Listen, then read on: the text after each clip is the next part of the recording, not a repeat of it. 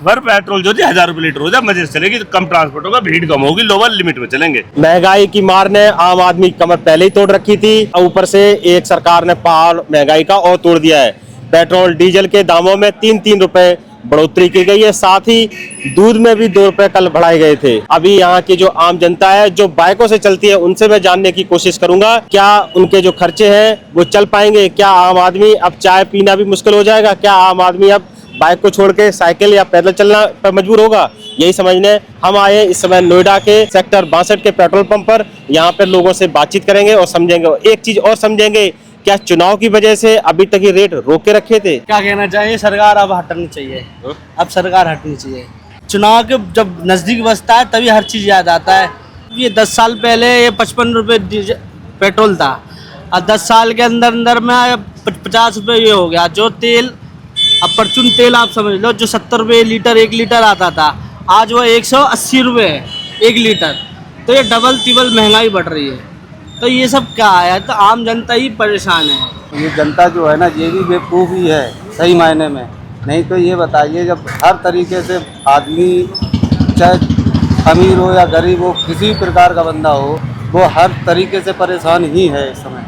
कोई इसमें वो इस सरकार में ऐसी कौन सी सुविधा दी गई है जो जनता के हित में है? सिर्फ करोड़पति अरबपतियों के लिए है जो ये सरकार, किसी पब्लिक के लिए तो है नहीं, जो कि गरीब आदमी के लिए हो।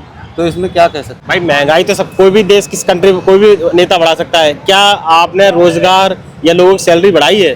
सैलरी तो अब तक भी नहीं बढ़ी। हम खुद एक कंपनी में एम्प्लॉय हैं। सैलरी को लेकर नोएडा के अंदर कितना प्रोटेक्शन चला है, धरना प्रदर्शन चले हैं, सारी चीज़ें हुई है, पर अभी तक कुछ बोला ही नहीं उसके बारे में कि यहाँ इतनी सैलरी बढ़ जाएगी नहीं बढ़ेगी। सरकार की मनमानी चल रही है खुदों की। अभी तो पेट्रोल पे बढ़े हैं, पता नहीं किस किस पे बढ़ेंगे। अब तो आगे देखो होता क्या है। देश जो है जाना है बिल्कुल नरक में डाल देंगे देश को, छोड़ा ना कहीं कभी। एक चीज मुझे पूछना था, अभी बहुत सारे लोग ये बोल रहे हैं कि मोदी जी बहुत अच्छा कर रहे हैं, हम सपोर्ट कर रहे हैं, अगर ये 1000 लीटर भी हो जाएगा। पर पेट्रोल जो 1000 रुपये लीटर हो जाए मजे से चलेगी, तो कम ट्रांसपोर्ट होगा, भीड़ कम होगी, लोअर लिमिट में चलेंगे। तो उन लोगों को इस कैमरे पे आप बता दीजिए, उन लोगों 1000 रुपए पेट्रोल खरीदने के लिए भी तैयार हैं, तो उन लोगों के लिए क्या कहना चाहोगे? वही वो रोज का कमा रहा है, खा रहा है सर, उससे पूछिए जाके वो किस तरीके से कमा रहा है। मतलब हम 500 रुपये रोज कमा रहे हैं, तो 1000 रुपये लीटर पेट्रोल किस तरीके से खरीद सकते हैं सर? घर का बच्चों को देखेंगे या पेट्रोल को देखेंगे? वैसे ही हम लोग परेशान हैं और फिर और परेशान हो जाएंगे। पेट्रोल से सब चीज़ें, पेट्रोल का रेट बढ़ रहा है, इसका मतलब सब चीज़ें का कोई रेट बढ़ जाएंगे। क्योंकि कल दूध पे बढ़ाए गए, आज पेट्रोल पे बढ़ाए गए। पेट्रोल पे, कल दूध पे भी रेट बढ़ा दिए। ये पे डाका पड़ ही रहा है सर। वो तो लग रहा था कि रेट बढ़ेंगे, लेकिन इतनी जल्दी बढ़ जाएंगे ये नहीं पता था।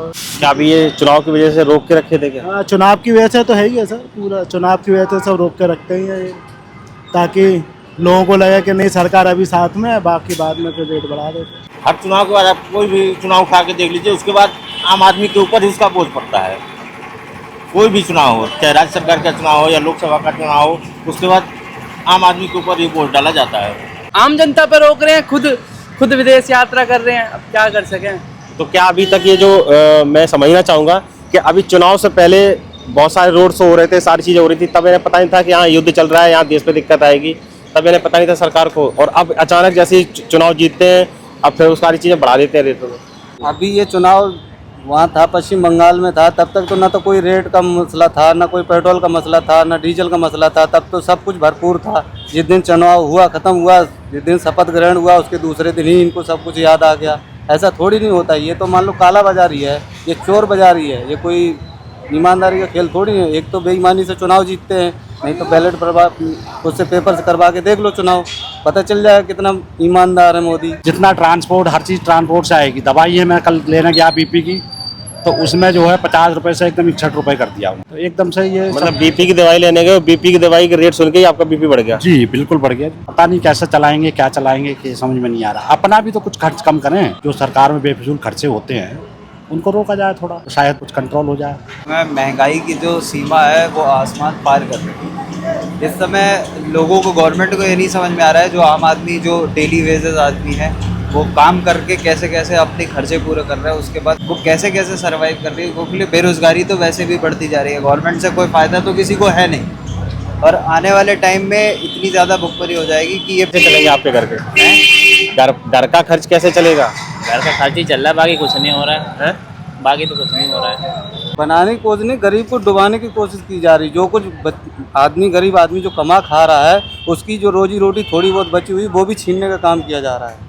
इसके आगे कुछ नहीं हो। दोस्तों ये वो लोग नहीं है जो एसी में रहते हैं, ये बाइक पे चलने वाले लोग हैं जो धूप में चलते हैं, बारिश में चलते हैं, सर्दी में चलते हैं। अगर इन लोगों के ऊपर अगर 1 रुपये पेट्रोल के दाम बढ़ते हैं ना, तो इनके जो जेब पे कितना भारी असर पड़ता है, ये सिर्फ या तो ये समझ सकते हैं या फिर हाँ इनके घर वाले समझ सकते हैं। अब जो एसी कारों में चलते हैं, एसी में रहते हैं, वो क्या समझेंगे? वो तो कहेंगे कि जी पेट्रोल 1000 रुपये लीटर हो जाए, कुछ है, देश की उन्नति होनी चाहिए बस। कि हम तो 1000 रुपये क्या 2-2 हज़ार रुपये पेट्रोल डला सकते हैं। लेकिन इनकी स्थिति समझिए कि क्या इनके लिए 1 रुपये बढ़ना भी बहुत एक कठिन काम है। मतलब घर को चलाना, क्योंकि सैलरी बढ़ नहीं रही है, कहीं से इनकम बढ़ नहीं रही है, और जो पैसा खर्च है वो लगातार हो रहा है क्योंकि महंगाई बढ़ रही है। तो देखा दोस्तों, ये थी आम आदमी की समस्या।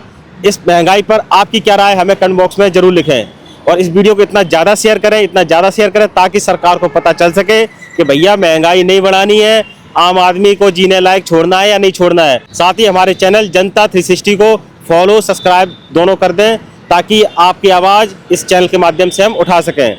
अब चाहूँगा आपसे इजाज़त, सहयोगी कोमल तिवारी के साथ मैं हूँ नीलेश सिंह, और आप देख रहे थे जनता 360।